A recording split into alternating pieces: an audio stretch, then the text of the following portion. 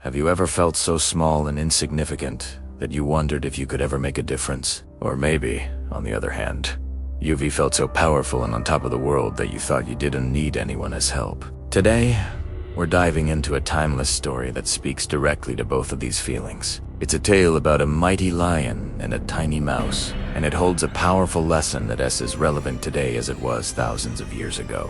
Stick around, because this isn't just a children's story. It's a masterclass in humility, kindness, and the surprising ways strength can show up deep in the heart of a vast, sun-drenched savanna, where the acacia trees dotted the landscape like giant umbrellas, lived a lion.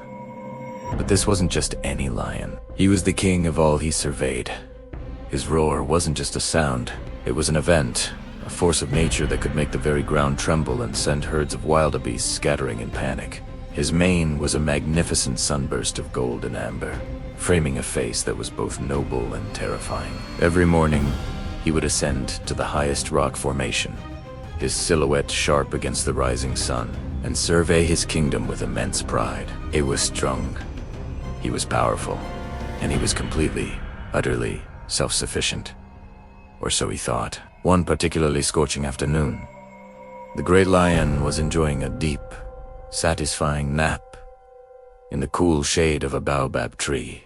The midday heat had lulled the entire savanna into a sleepy silence. All was peaceful. Suddenly, a tiny, frantic, scurrying tickled his nose. His eyes snapped open. A minuscule field mouse, in a desperate hurry to get back to its family, had accidentally run right up the lion's leg and onto his face. The lion let out a roar of pure indignation, a sound so explosive it shook the leaves from the branches above. In a flash, a paw the size of a dinner plate slammed down, trapping the terrified mouse beneath it. The little mouse trembled, its heart beating like a drum against its tiny ribs. Peeking out from between the lion's massive claws, it saw the king's furious, golden eyes glaring down. This was it. This was the end. "Please, your majesty," the mouse squeaked, his voice barely a whisper. "Please, spare me. I didn't mean any harm. I was just trying to get home. If you let me go, I promise I will never forget your kindness. Who knows? One day, I might even be able to help you in return." The lion stared at the mouse, his anger slowly giving way to amusement. The sheer audacity of it. This insignificant little creature, this crumb of a being, was suggesting it could ever help him.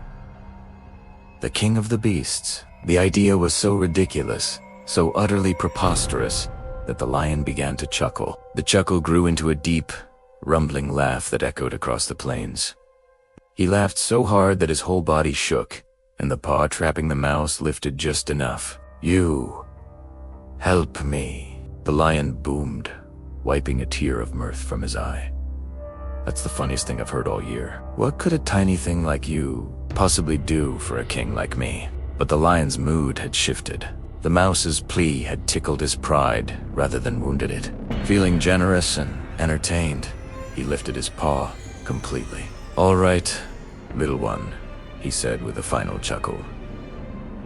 "Go on, get out of here. Your courage has earned you your life. Now scurry off before I change my mind."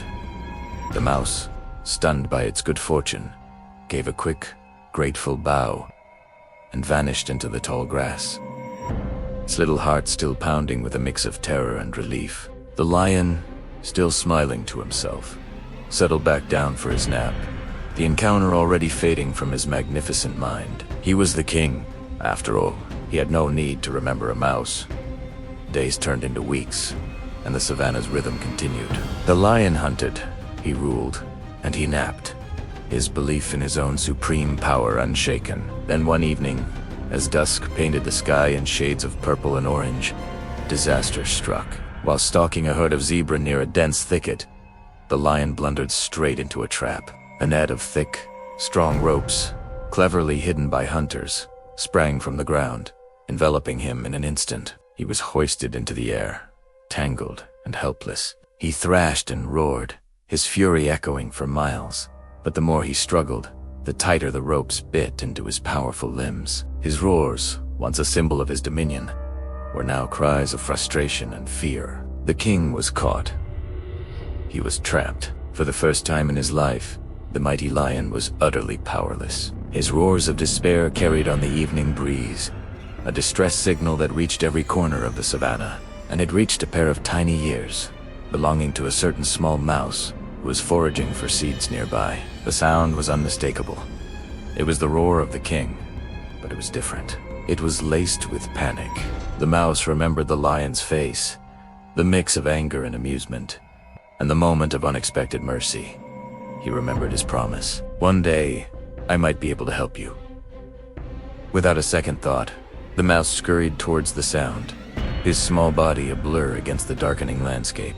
He followed the desperate roars until he found the source. The magnificent lion, hanging upside down, a prisoner of a coarse, unyielding net. The lion barely noticed the tiny creature arriving at the base of the tree. He was too consumed by his own terrifying predicament. "Is that you, little one?" he grumbled, his voice hoarse. "Have you come to see the mighty king in his moment of shame?" The mouse didn't waste time with words. He immediately began to climb the thick trunk of the tree, and then onto the ropes of the net. "Hold still, your majesty," he squeaked, his voice filled with a surprising determination. He found a thick, main rope that was holding most of the lion's weight and started to gnaw. His teeth were small, but they were sharp and relentless. Back and forth, he worked, his tiny jaws moving with incredible speed. It was slow, grueling work. One strand, then another, then another. The lion watched in stunned silence. He could feel the slight vibrations as the mouse worked. At first, he was skeptical. What could those tiny teeth possibly do against these thick, tough ropes? But the mouse didn't stop. He gnawed and gnawed, fueled by gratitude and his promise. Minutes felt like hours. Slowly, miraculously, one of the main ropes began to fray. Then, with a sudden snap, it broke. A surge of hope shot through the lion. The mouse, encouraged, moved to the next rope, and the next. He worked tirelessly, a tiny engine of liberation. One by one, the ropes snapped under the assault of his persistent teeth. Finally, with a loud tear and a heavy thud, the entire net gave way, and the lion tumbled to the ground, bruised and sore, but free. He stood up, shaking his magnificent mane, not with pride this time, but with a sense of awe. He looked down at the exhausted little mouse, who was panting on the ground, his work complete. The great lion, the king of the savannah, bent his head low until his nose was level with the tiny hero. "You were right," the lion sighed, his voice a low, humbled rumble. "You were right, and I was wrong. I laughed at you. I thought you were too small to ever make a difference. But you have saved my life. Your courage is far greater than your size. From this day forward, you are my friend, and you will always have the protection of the king." From that day on, an unusual friendship blossomed. The great lion and the tiny mouse were often seen together, a walking, squeaking testament to a powerful truth. The lion learned that true strength isn't just about power and dominance. It's also about humility and recognizing the value in others, no matter how small they may seem.